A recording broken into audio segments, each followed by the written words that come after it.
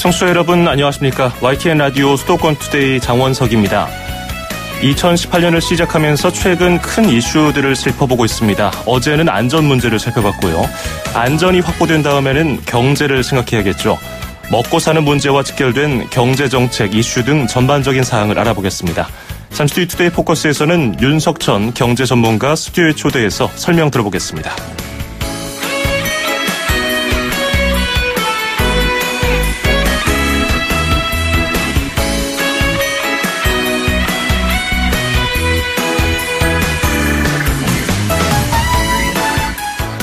오늘 아침 앵커가 뽑은 수도권 뉴스입니다. 인천시가 인천광역시 시세 감면 조례 개정안을 마련하고 시민들의 의견을 모은다고 밝혔습니다. 인천시가 전국 최초로 주민세 감면 제도를 조례에 신설하면 차상위 계층, 80세 이상 어르신, 미성년자, 국가보훈 대상자, 의사상자 등 6만 7천여 명이 3년 동안 지방교육세가 포함된 12,500원의 주민세를 감면받습니다. 지난해까지는 인천에서 기초생활수급자 5만여 명이 주민세 면제 혜택을 받았습니다. 퀸의 Crazy Little Thing Called Love 띄워드리면서 2018년 1월 3일 수도권 투데이 시작합니다.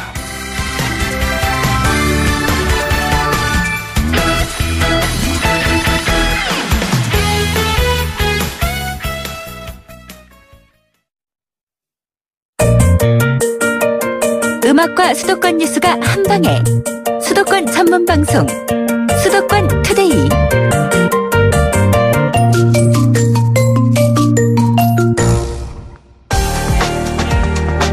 투데이 포커스. 과거에도 지금도 그리고 다가올 미래에도 경제 문제라는 것은 참 어렵습니다. 우리네 가계 경제 사정이 좋다고 들어본 지가 언제였는지, 그런 시절이 있긴 했는지 생각이 나지도 않습니다. 올해부터는 새롭게 시행되거나 바뀌는 경제정책이 있는데 우리 삶에 어떤 영향을 줄지 알아보도록 하겠습니다. 윤석천 경제평론가 스튜디오에 초대했습니다. 안녕하십니까? 예, 안녕하세요. 예, 정부라든지 각종 기관에서 발표하는 경제 지표들을 보면은 나아지고 있다, 수출도 역대 최고 흑자를 기록했다, 이런 기록들이 나오는데. 네네네. 실제 우리들이 만지고 있는 수중의 돈, 주머니 사정은 글쎄요, 그런 것들과 좀 괴리감을 느끼게 하기도 하는데. 네네. 지난해 한 해 어떻게 평가할 수 있을까요? 말씀하신 대로 지표 경제는 아주 깜짝 놀랄만 하죠. 예. 3% 성장에 1인당 국민소득이 3만 달러를 거의 앞두고 있는, 듣기에 따라서는 진짜 엄청난 호재인데. 예. 실제로 우리들 주변을 돌아보면 2인 가구 기준으로 1인당 3만 달러만 한 6만 달러 정도 되는데 우리나라 돈으로 한 6천만 원 이상이 넘잖아요. 그렇죠. 그런 가구는 사실은 상위 10% 정도에 불과해요. 얼마 안 돼요. 네. 이게 이 같은 결과가 자꾸 나오는 이유는 성장의 과실이 지난 수십 년 동안 잘못 배분되고 있다는 데서 저는 기인한다고 생각을 합니다. 어떤 식으로 배분이 됩니까?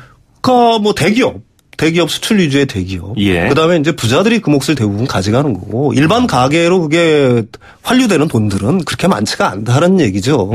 따라서 OECD 국가 중에서 삶의 질은 거의 최악의 수준 아닙니까? 예. 세계에서 제일 오랜 시간 일하고 높은 주거비와 교육비 등등을 해서 허리가 휜다라고까지 표현할 수가 있는데. 예. 사실 문재인 정부가 이제 지난해 출범을 하면서 소득 위주의 성장, 그다음에 삶의 질에 어떤 방점을 두고 있잖아요. 예. 근데 첫 해였지만 첫 해는 사실은 예산도 자신들의 것이 아니었기 때문에 어떻게 보면 슬로건에 불과했을 거고, 올해부터 진짜 문재인 표 예산이 실제로 시행되고 제이노믹스가 실제로 어떻게 보면 구현된다고 할 수가 있겠죠. 예. 그래서 올해의 어떤 경제 흐름을 보면서 어떻게 보면 좀 기대를 해봐도 좋을 것 같습니다. 예. 예.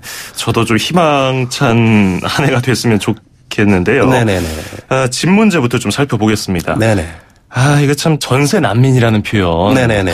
참 이런 표현이 나올 정도로 전세도 난이고. 네네. 세입자들에게는 좀 혼란이 올해는 나아질지 모르겠습니다. 이게 대출이 힘들어질 것 같으니까 전월세가 왠지 좀 몰릴 것 같기도 하고요. 어떨까요? 예. 사실 지난해 정부는 각종 부동산 규제 혜택을 내놨지 않습니까? 예. 그런데도 불구하고 전국의 주택가격 상승률은 2016년에 비해서 2배 정도 올랐어요. 한 1.5%. 아하. 물론 그거는 시장 극히 양극화되어 있습니다. 예. 서울이라든지 세종, 부산 등 일부 지역을 뺀 나머지 지역들은 부동산 가격이 하락 압박을 받고 있고 어쨌든 뭐 전체적으로 놓고 본다라고 하면은 서울하고 세종을 제외한 나머지 지역은 안정화 단계로 접어들어갔다고 봐야죠. 예. 그다음에 그 전세 시장 역시 마찬가지입니다. KB 국민은행이 발행하는 그 전세 수급 지수라는 게 있어요. 그게 계속 내려가고 있다는 얘기거든요. 예. 그 얘기는 뭐냐면 공급은 조금 늘고 있고 수요는 조금 줄고 있다는 얘기입니다. 그러니까 하반기 이후에는 전세 가격이 좀 안정이 되고 있어요. 이 얘기는 뭐냐? 왜 이런 현상이 나타나고 있냐면 예. 그동안 주택 가격이 폭등하면서 전세 살던 분들이 살만한 여력이 있는 분들은 전부 다 주택을 구입한 상황이에요. 이제 지금 전세 살고 있는 분들은 예. 죄송한 얘기지만은 두 가지 경우라고 얘기할 수 있겠죠. 예. 나는 절대로 주택을 웬만해서는 안 산다. 아하. 또 두 번째는 그럴 여력이 없는 분들이거든요. 예. 그런데 거기에 더해서 올해 한 44만 가구가 또 분양이 되고 있지 않습니까? 그래서 일부 지역에서 역전세난을 갖다가 우려할 정도로 사실은 전세 문제는 올해는 굉장히 안정화될 거라고 저는 봅니다. 예. 그렇군요. 그래도 네네. 그래도 좀 불안한 감이 아까 뭐 강남 재건축 시장이라든지 세종을 제외하고는 좀 안정하고 될 것이라고 말씀해 주셨는데 재건축 시장의 초과이익 환수제가 뭐 올해부터 시행이 되긴 했습니다만 또 그런 지역이 다른 지역을 끌어들면서 선도하면서 부동산 또 뭐랄까요 열기를 또 띄워올리는 거 아닐까요? 가격이라든지 이런 것들이. 그 부동산 시장이라는 건 기본적으로 부채에 의존한 시장입니다. 예. 물론 뭐 강남 재건축 단지, 재개발 단지에 들어가는 돈들은 사실은 현금 보유액이 엄청난 부자들이 들어가는 거고요. 일반인들이 거기를 갖다가 섣불리 들어갈 수 없는 이유는 뭐냐면은 사실은 뭐 20억, 30억 되는 걸 갖다가 자기 돈 2억 가지면 나머지는 부채 시장에 의존을 해야 되는데 다른 말로 해서 대출을 받아야 되는데 그게 이제 정부에서 대출을 쥐고 있기 때문에 올해 같은 경우는 상당히 힘들 거예요. 물론 그쪽 일부분의 지역들 강남의 일부 재건축 단지라든지 이런 쪽은 아직도 뭐 여력이 있다고 믿는 분들도 굉장히 있습니다. 들어가려고 하는 수요가 워낙 많으니까. 그렇죠. 그렇지만 그런 분들은 극소수고 나머지 대부분의 시장은 이미 뭐 서울권 같은 경우도 강남하고 강북권하고 약간의 편차가 좀 있지 않습니까? 대부분의 시장은 좀 하향 안정화될 거라고 보고 있습니다. 그렇군요. 자, 오늘 경제 전체적으로 우리가 올해 한 해를 전망해보는 시간을 가지고 있습니다. 짧은 문자 50원, 긴 건 100원이 드는 샵 0945, 우물정 0945로 질문 보내주시면은 저희가 답변을 해드리겠습니다. 집 얘기 나온 김에 다주택자 얘기도 좀 해보겠습니다. 양도세 부담이 커진다고 일단은 하는데 이거 어떤 내용인지 좀 살펴볼까요? 이게 이제 올해 어떻게 보면 주택시장의 최대 변수라고 할 수 있죠. 투기 과열지구, 그다음에 청약 조정 지역이라고 있죠. 서울, 뭐 수도권 대부분의 지역, 부산, 세종 등이 전부 다 여기에 포함되는데 기존의 양도소득세는 6%에서 40%였었어요. 근데 올해부터는 2주택자인 경우에는 50% 최대. 그다음에 3주택자 이상인 경우에는 60% 양도소득세가 부과됩니다. 특히 장기 보유 할인 공제라고 장기 보유를 하게 되면 좀 세금을 깎아줬었는데 그것마저 없어졌어요. 특히 분양권 전매 같은 거는 무조건 50%입니다. 그래서 다주택들 같은 경우에는 이게 4월 달부터 시행이 되는데 사실은 엄청난 타격이 있을 거예요. 이 양도세를 이렇게 부담을 하면서 그동안 유지 비용도 만만치 않았을 거 아닙니까? 은행 이자 내고 하면은 실제로는 팔아봐야 남는 게 없는 그런 상황이 될 수가 있는 거죠. 그래도 다주택자들이 양도세 중과를 피하려고 만약에 급매물을 내놓으면은 만약에 무주택자들이 이제 내 집 마련을 하려는 시점과 맞물렸을 때 그게 서로 좋게 작용하진 않을까요? 글쎄요. 일단은 제가 보기에는 일단은 지난해 같은 경우에 거래가 급감을 했잖아요. 사실 거래가 급감했다는 거는 한 2분기 후에 주택시장이 하향세로 접어들 거라는 어떤 전조거든요. 보통 징후라고 보통 우리는 읽습니다. 따라서 이제는 그게 파리부동산 대책이 나온 지 지금 한 2분기째로 거의 접어들어가고 있잖아요. 그 전조가 내일 시작이 되고 있는 거고 거기에 대해서 정부에서는 또 보유세 만약 그래도 안 판다고 할 때는 보유세 중과를 갖다가 지금 만지작거리고 있지 않습니까?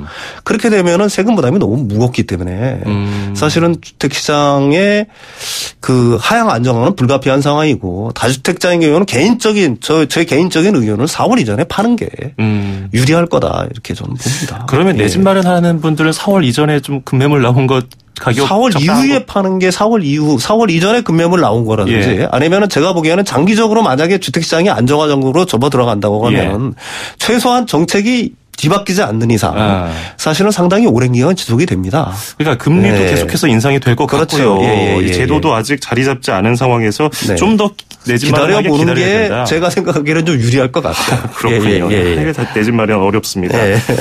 자, 그리고 정부에서도 사업자 등록을 유도하면서 보유세 인상 카드도 만지작만지작거리면서 올해 상반기에는 좀 의견을 내놓겠다 이렇게 밝혔는데 이건 어떻게 보세요? 보유세 아마 인상을 할 것 같아요. 제가 보기에는 아직도 부동산 시장이 특히 일부 지역의 부동산 지역이 들썩들썩하고 있는 게 있고 특히 아직도 그 시중에는 유동성이 너무 많잖아요. 그래서 일종의 이걸 갖다가 좋게 말하면 유동성이 풍부하다고 하는 거고 나중에 나쁘게 말하면 부동산으로는 투기 자금이 아직은 대기 수요가 굉장히 많은 부분이거든요. 따라서 이 부분을 정부로서는 통제를 하려고 그러고 특히 문재인 정부에서는 부동산 안정화 정책에 방점을 찍고 있어요. 우리가 항상 주목해야 되는 부동산 시장은 세 가지 변수에 움직입니다. 제일 큰 거는 금리의 영향을 받는 거예요. 아까도 얘기했지만 부채 시장이기 때문에 금리가 올라가면 부동산 시장은 약간씩 하락하게 돼 있습니다. 두 번째는 정책 변수예요. 정책 변수가 뭐냐? 정부가 정책을 어떻게 가느냐. 가령 최경환 부총리 때처럼 부양책을 확 할 거냐. 아니면은 지금 문재인 정부처럼 하향 안정화 정책을 할 거냐에서 영향을 받습니다. 마지막으로 세 번째는 피그말리온 효과라고 하는 거예요. 그게 뭐냐면은 부동산 불패 신화. 사람들의 기대 심리가 마지막 변수예요. 근데 아직까지 사람들의 기대 심리가 완전히 꺾였다고 할 수는 없지만 정부에서 이제 마지막 카드는 보유세를 갖다가 강화함으로써 그 마지막 기대 심리마저 꺾겠다는 거거든요. 그런 어떤 정책 흐름을 정부의 기조를 갖다가 정확하게 읽을 필요가 있을 것 같습니다. 그렇군요. 자, 이게 주택시장에 대해서 이제 전반적으로 살펴봤고요.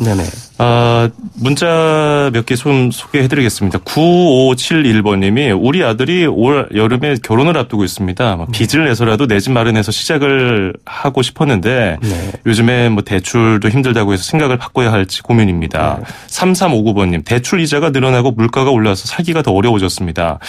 이게 내 집 마련 이게 아까도 말씀하셨지만은 대출도 힘들고 내 집 마련하기 시기 잡기도 어렵고 그냥 전세 쪽을 일단 신혼부부들은 가는 게 나을까요? 그러면 금리가 지금 상승하는 시기이지 않습니까? 사실 금리가 상승하는 시기에 특히 변동금리로 많이 빌리게 되는데 이 금리라는 거는 진짜 금방금방 올라요. 만약에 오르기 시작한다 탄성이 붙어버리면은 왜 그러냐면은 은행이라는 건 결국은 그 신용금리의 영향을 받잖아요. 그러니까 조달금리 자체가 올라가면 은행으로서도 금리를 올리지 않을 재간이 없거든요. 비록 기준금리가 올라가는 속도가 천천히 느리게 움직인다고 하더라도 우리나라는 대외 어떤 의존도가 굉장히 높은 국가이기 때문에 해외의 특히 미국의 그 시중금리가 올라가기 시작하면 한국도 그 영역에서 자유로울 수가 없습니다. 그런데 올해 어쨌든 미국의 연준은 금리를 3번 올린다고 얘기를 했잖아요. 그렇죠. 따라서 한국도 그 영역에서 완전히 자유로울 수는 없습니다. 지금 금리가 주택담보대출 금리가 변동금리가 제가 알기로는 한 5% 최대 5%였는데 이게 7% 8%로 가는 거는 그렇게 오래 걸리지 않을 거라고 봐요. 만약에 금리 상승기가 진짜로 진입을 했다라고 하면은. 어제도 이주열 한국은행 총재가 그 지난해 금리 인상을 한 것이 계획에 따라서 올린 것은 아니고 3분기에 실적이 좋다 보니까 올리게 됐다 이렇게 얘기한 걸 보면은 실제로 어떤 경제 상황 변화에 따라서 또 금리가 쑥쑥 올라갈 수도 있겠군요. 실제로 한은의 그 뉘앙스를 잘 읽어보면 총장님의 뉘앙스를 잘 읽어보면 또 한 번 금리를 올릴 수 있다는 뜻을 갖다가 내포하고 있는 거예요. 그러니까 이때 금리 상승기에는 사실은 은행의 채무를 오히려 갚아야 되는 때지 사실은 빌릴 때가 아닙니다. 굉장히 어려운 상황에 처할 수가 있어요. 자칫하면은. 따라서 빚을 내가지고 부동산을 사야 되겠다. 이거는 왜 부동산을 살라고 하는 이유를 곰곰이 생각을 해보면 부동산 가격이 올라가니까 자꾸 살라고 하는 거거든요. 그런데 역으로 부동산 가격이 떨어지면 살라고 하는 사람이 점점 줄게 돼 있어요. 이게 지금 어떻게 보면 터닝 포인트에 저는 와 있다고 생각을 해요. 생각들을 잘 하셔야 될 거라고 생각을 합니다. 자, 그리고 1074번님, 서민들을 위한 정권이라고 하는데 임대업으로 겨우 먹고 사는 서민들은 생각을 안 하는가 싶어서 서운하기도 합니다. 서민을 위한 대책은 없을까요? 하는데 이제 서민 경제와 관련해서 좀 달라지는 부분이 있는지 살펴보도록 하죠. 공제 제도도 좀 바뀌는 게 있고요. ISA 그 개인종합 자산관리계좌도 좀 바뀌고요.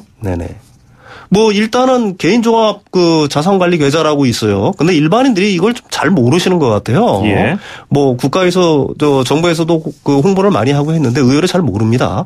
근데 이 통장이라는 게 뭐냐면 예적금, 펀드 등을 갖다가 통합해서 한 계좌에서 운영할 수 있는 거예요. 근데 이 계좌가 좋은 점이 뭐냐면은 비과세 한도가 굉장히 큽니다. 그러니까 여기서 발생하는 수익이 전해 같은 경우에는 서민형 같은 경우는 250만 원까지는 비과세였는데 그게 올해는 400만 원으로 올라가고 예. 농어민형도 올해 200만 원에 400만 원으로 비과세 한도가 조정이 돼요.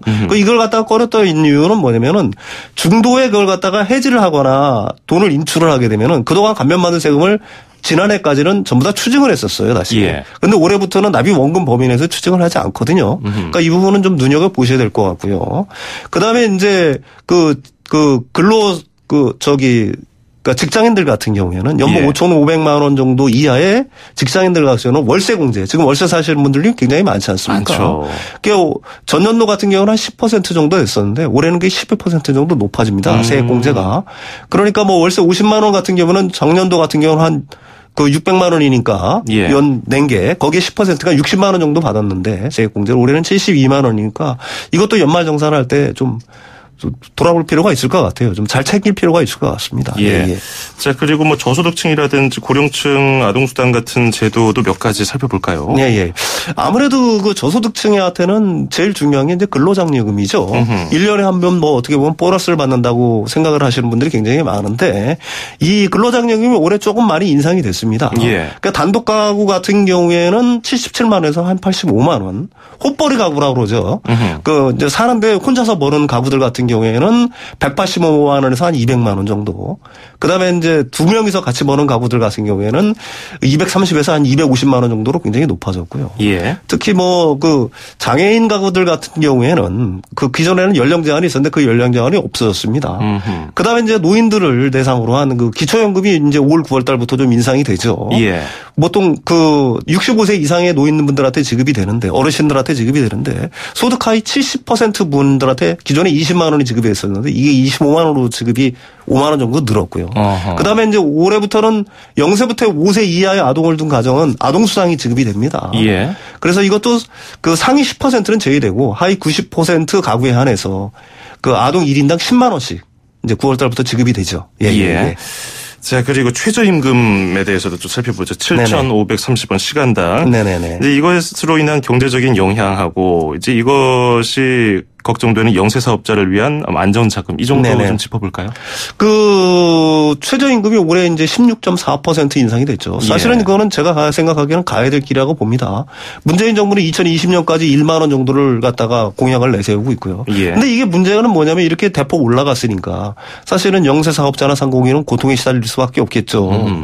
근데 이제 그 부분을 갖다가 처리를 하기 위해서 일자리 안정기금이라는 걸 만들었어요. 그 약 3조 원 정도 규모 돼요. 일자리 안정기금이 대체 뭐냐면은 보통 연평균 상승률, 최저임금 연평균 상승률이 7% 정도였었어요. 그런데 올해 같은 경우는 16.4%가 인상이 됐으니까 그 차액 9%를 갖다가 정부에서 고용주한테 직접 지원을 하겠다는 겁니다. 이게 근로자 1인당 한 13만 원 정도 돼요. 이걸 받을 수 있는 사업장 같은 경우는 30 미만. 의 사업장이어야 되고, 그 다음에 예외는 물론 있습니다. 30인 이상이라고 하더라도 공동주택의 경비, 아니면 청소, 우리들이 보통 말하는 아파트 경비원분들을 갖다가 고용하고 있는 회사 같은 경우에는 30인 이상이 되더라도 노동자 1인당 월 13만 원씩 정액 지급이 됩니다. 자, 그리고 이게 또 올해 가장 중요한 이슈일 수도 있는데 올해는 돈을 어떻게 모을 것인가. 재테크를 어떤 식으로 좀 계획을 세우면 좋을까 생각하시는 분들이 많아요.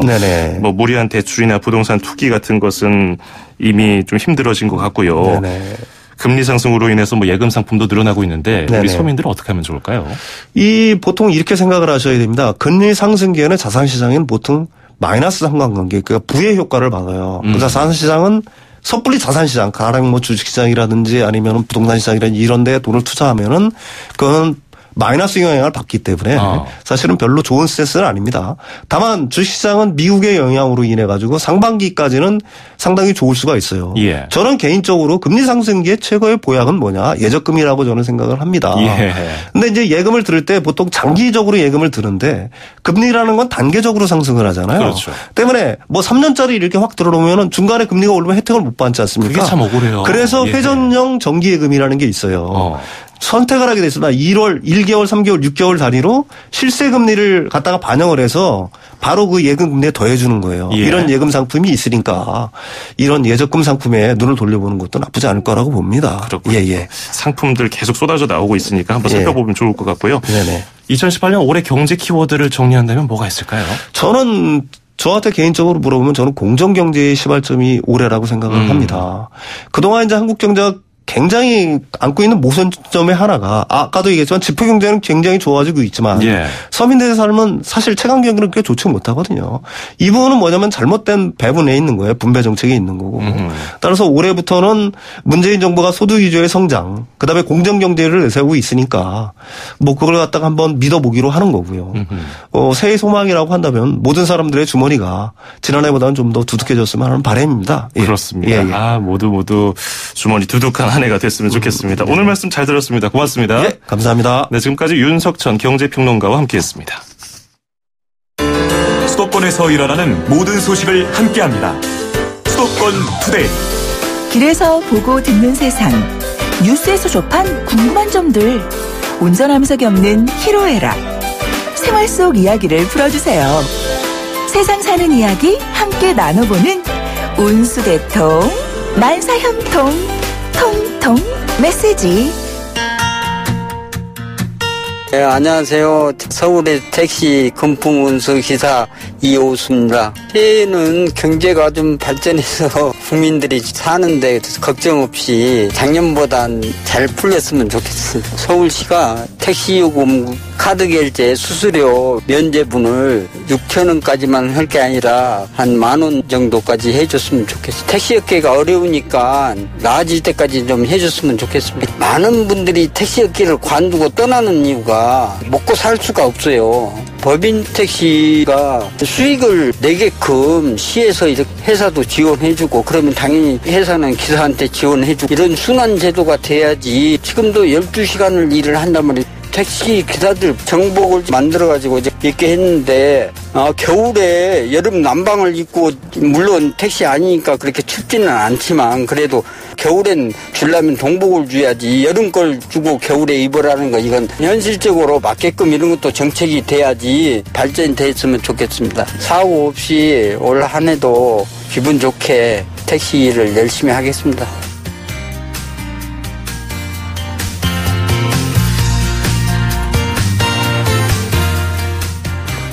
운수대통 만사형통 통통 메시지. 오늘은 이호수 기사님의 사연이 도착했습니다. 지금 택시를 운행하면서 듣고 계신 분들은 많은 분들이 공감하실 것 같아요. 택시업계가 여전히 좀 힘들다고 많이들 말씀하시는데 근무복이 지난해 하반기부터 다시 도입이 돼서 서울 법인 택시의 경우 지금 착용하고 계시는데 겨울 동복이 없었군요. 조금 두꺼운 옷을 줄 알았더니 그게 아니었어요. 그게 좀 불편하다는 말씀도 해주셨고 택시업계가 좀 사정이 나아질 때까지 카드 수수료를 지원해줬으면 좋겠다. 이런 일시적인 방안이라도 좀 마련해줬으면 좋겠다. 이런 말씀 해주셨는데요.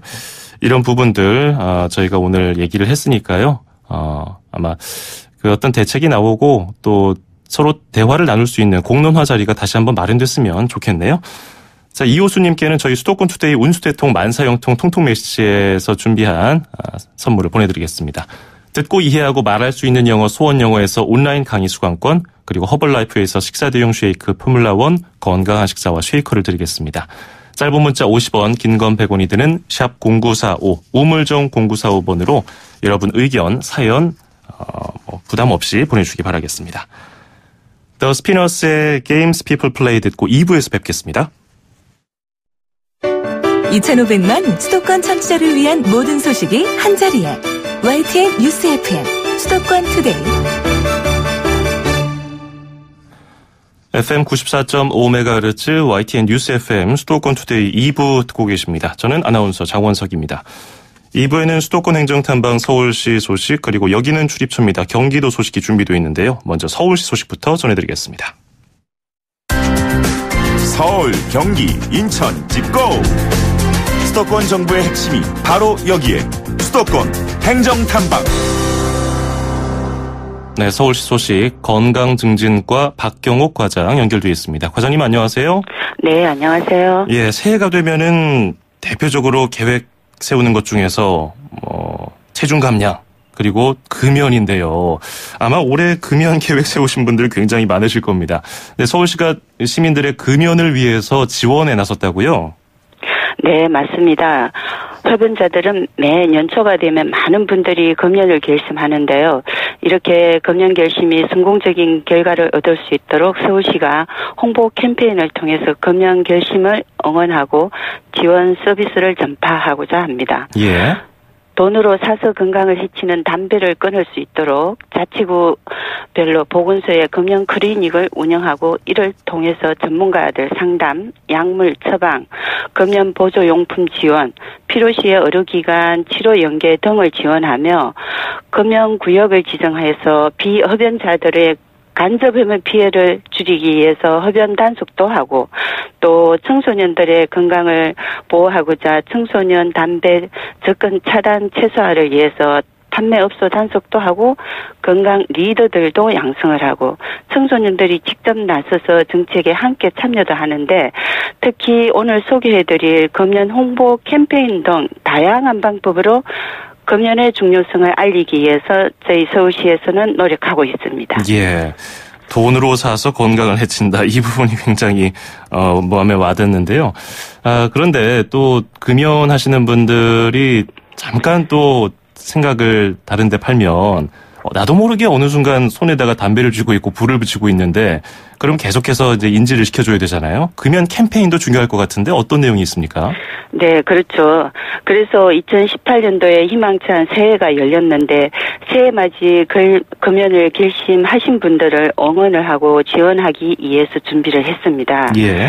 저희 지하철 2호선 전동차 내에 금연 홍보 코너를 만들어서 그레이트 새해에는 금연이라는 주제로 펼쳐지는데 올해가 무술년 황금 개띠해로 생활 속에서 친근한 강아지 캐릭터를 통해서 금연 결심을 칭찬하고 금연 덕담을 재미와 유쾌함으로 전달하고자 했고요. 예. 새해 금연 결심이 금연 성공으로 이어질 수 있도록 저희 간절함도 담았습니다. 그렇군요. 특별히 금연 캠페인에 이번 금연 캠페인이 다른 캠페인들과 좀 다른 점, 타별성이 있습니까? 그렇죠. 네. 매년 금연 관련 홍보나 캠페인들은 사회 환경에 맞춰서 변화되어 왔는데 예. 특히 흡연 피해 사진 등 감각적 비주얼도 동원하고 흡연에 대한 경각심, 혐오감, 두려움 등 부정적인 내용으로 금연을 유도했다면 서울시가 이번에 준비한 캠페인에서의 특징은 금연으로 얻어지는 효과, 즉 건강도 챙기고 아름다움도 유지하고 대인관계도 좋아지는 등 지혜로운 분들은 금연한다는 긍정적인 메시지를 담았고요. 예. 전동차 안에서 머무는 동안 금연을 결심할 수 있는 동기부여도 되고 이미 결심한 분들은 실천으로 이어지도록 하며 특히 금연 관련 기관 속에 120번 다산 콜센터를 활용해서 올바른 정보 등을 제공하고자 하는 내용 등을 담았습니다. 예. 자, 그런데 금연 홍보라는 것이 이게 당연히 필요하면서도 사실 성과가 어느 정도 날까 이게 의구심이 들기 때문에 좀 꺼려하는 지자체들도 있는데 서울시에서 이번에 금연 홍보를 계획한 이유가 따로 있을까요? 네, 높은 흡연율 때문입니다. 국가에서는 매년 지역사회 건강조사를 실시하는데 이번 흡연율 조사를 보면 2015년대 담배값 인상 정책으로 성인 남성 흡연율이 한 30%대로 잠깐 떨어졌는데 안타깝게도 2016년도에 다시 올라갔죠. 이런 흡연율 감소를 위한 방안으로 금연에 대한 다양한 정책들을 펼치고 있는데 이런 정보를 알고서 이용하시는 분들도 많아졌죠. 그렇지만 아직 몰라서 공공서비스를 이용 못하시는 분들을 위해서 정보 제공의 의미도 담았고 특히 금연 결심은 혼자만의 노력으로 성공하기는 굉장히 어렵고 이는 개인의 문제보다도 니코틴이란 중독성이 강한 이 물질 때문에 혼자 극복하기 어려워서 지원해 드리고자 합니다. 예. 지역에 가까운 보건소만 방문해서도 도움을 받을 수 있는 이런 정보들을 제공해 드리고자 저희가 이번에 준비했습니다. 그렇군요. 서울의 모든 보건소에서 금연 클리닉이 있나요? 네, 그렇습니다. 그렇군요. 그러면은 보건소 찾아서 금연 이렇게 좀 도움을 받고 싶은 분들은 그런 클리닉에 도움을 받으면 좋겠습니다. 오늘 말씀 고맙습니다. 네. 네, 지금까지 서울건강증진과의 박경옥 과장이었습니다.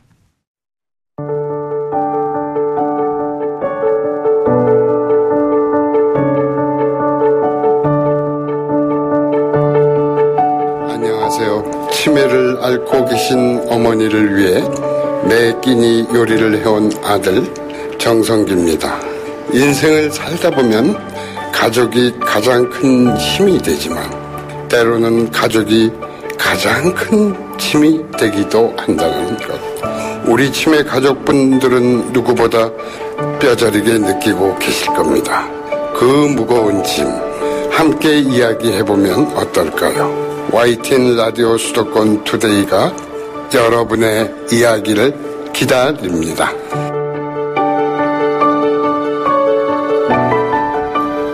네, 치매에 걸린 어머니를 위해서 날마다 요리하는 아들로 알려진 정성기 작가의 목소리 들으셨습니다. 2018년 신년 특집 치매, 결국 우리의 이야기. 저희 수도권 투데이에서는 매주 금요일마다 특집 방송을 준비했습니다. 지난 금요일에 저희가 첫 번째 방송을 진행했고요. 앞으로 1월 금요일마다 저희가 치매와 관련한 우리네 이야기를 들어보겠습니다. 주변을 유심히 둘러보면요. 가족의 치매로 고민, 걱정하는 분들이 참 많이 계십니다. 대처 방법을 모르기 때문에 더 힘들어지는 면도 분명히 있을 텐데요. 치매를 앓고 있는 가족을 어떻게 해야 더 잘 돌볼 수 있을까? 어떻게 해야 서로 조금이나마 덜 힘이 들까? 궁금한 점들, 상담받고 싶은 이야기 언제든지 저희 YTN 뉴스 FM 수도권 투데이에 보내주시기 바랍니다. 이번 특집을 통해서 슬기롭게 치매를 극복하는 방법을 나눠보겠습니다. 짧은 문자 50원, 긴 건 100원이 드는 샵 0945, 우물정 0945번으로 언제든지 문자 보내주시기 바라겠습니다. 전문가 상담도 저희가 준비하고 있으니까요. 질문 부담 없이 언제든지 무엇이든지 보내주시기 바랍니다. 짧은 문자 50원, 긴 건 100원이 드는 샵 0945, 우물정 0945입니다.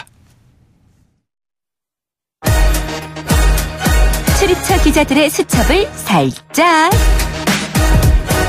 가장 빠른 수도권 소식을 전해드립니다. 여기는 출입처입니다. 네, 매주 수요일 아침은 경기도 소식 알아보고 있습니다. YTN 김학무 기자 연결하겠습니다. 안녕하세요.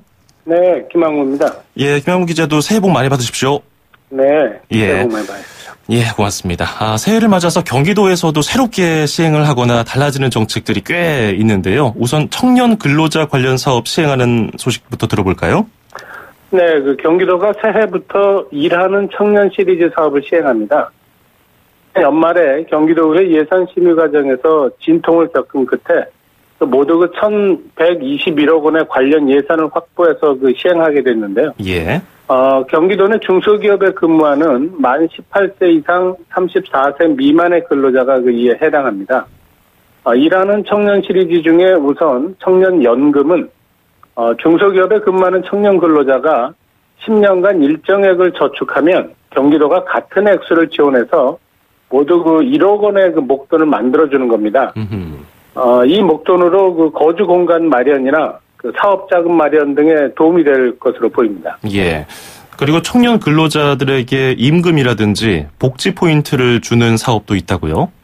네, 청년 마이스터 통장 사업은 제조업 분야에 근무하는 청년 근로자에게 2년 동안 월 30만 원씩의 임금을 지자체가 직접 지원하는 사업입니다. 제조업 분야 중소기업의 경우에 임금이 더 열악하다는 지적에 따라서 이를 돕기 위해서 마련했고요. 예. 또 역시 중소기업 청년 근로자에게 연간 최대 120만 원의 복지 포인트를 지급하는 청년 복지 포인트 사업도 시행됩니다. 복지 부분이 부족할 수밖에 없는 중소기업 근로자를 돕기 위한 겁니다. 예. 자, 이 밖에 또 어떤 정책들이 새롭게 시행되거나 또 바뀝니까? 네, 광역버스 준공영제가 경기도 내 15개 시군에서 3월부터 새로 시행됩니다. 버스 운행 실적에 따라 버스 운행 원가를 지자체가 보전해주는 방식인데요. 당초 목표인 버스의 안전성이 높아질지 지켜봐야 할 것 같습니다. 예. 또 버스나 철도 등 대중교통 이용이 쉽지 않은 농어촌 주민을 위해서 공공형 택시도 도입하게 되고요. 버스 운전자 양성 사업도 올해부터 규모를 확대합니다. 또 경기도 내 17개 시군에서는 노후 경유차의 운행이 제한되기도 합니다. 이 밖에 새해 2월부터 경기도청과 각 시군 민원실에 수화 통역 도우미가 배치돼서 청각장애인의 불편을 덜어주게 됩니다. 예. 또 지역 개발 채권 감면 면제 제도가 내년 말까지 연장돼서 배기량 2000cc 이하 자동차 구매자의 경우에 지역개발 채권을 사지 않아도 됩니다. 하지만 그 차량 취득 가격이 5천만 원을 넘는 비영업용 승용차는 이 대상에서 제외됩니다. 그렇군요. 내일 저희 수도권 투데이 일부 투데이 포커스에서 남경필 경기도지사를 연결할 예정이니까요. 이런 정책들 또 자세하게 어떤 실효성이 있을지 물어보도록 하겠습니다. 자, 그리고 폭행과 강제 노역에 시달리던 장애인들이 장애인 단체의 도움을 받아서 새 삶을 찾게 됐다는 반가운 소식이 있네요. 네, 그 경기 북부에 있는 그 장애인 인권센터가 최근 그 재래시장 채소 가게에서 무보수로 강제 노역에 시달리던 정신지체 장애 2급인 40대 남성에게 도움을 줬는데요. 예. 대가도 못 받고 폭행까지 당하고 또 그 먹고 자는 것도 제대로 할 수 없었던 그 이 남성은 이 센터의 도움으로 그 9년 만에 겨우 그 강제 노역의 굴레를 벗었습니다. 또 그 20년 넘게 여긴 뭐 다른 장소인데요. 예. 20년 넘게 비닐하우스 농장에서 강제 노역을 하던 한 그 지적 장애인도 지자체와 센터의 그 도움으로 부모를 찾게 됐는데요. 이들을 학대했던 사람들은 현재 그 경찰 수사를 받거나 재판이 진행 중입니다. 예. 새해에는 이런 뉴스도 없었으면 좋겠습니다. 그러게 말입니다. 좋은 일만 있었으면 좋겠고요. 피해를 보는 분들도 없었으면 좋겠습니다. 오늘 말씀 잘 들었습니다. 고맙습니다. 네, 고맙습니다. 네, 지금까지 경기도 소식 YTN 김학무 기자에게 들어봤습니다.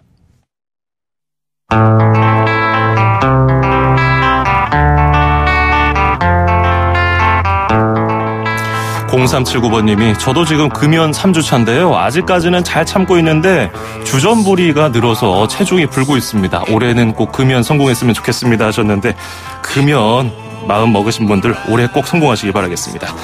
자, 2018년 1월 3일 수도권 투데이 마치겠습니다. 끝으로 애니멀스의 The House of the Rising Sun 띄워드리겠습니다. 전 내일 아침 9시 10분에 뵙죠. 장원석이었습니다. 고맙습니다.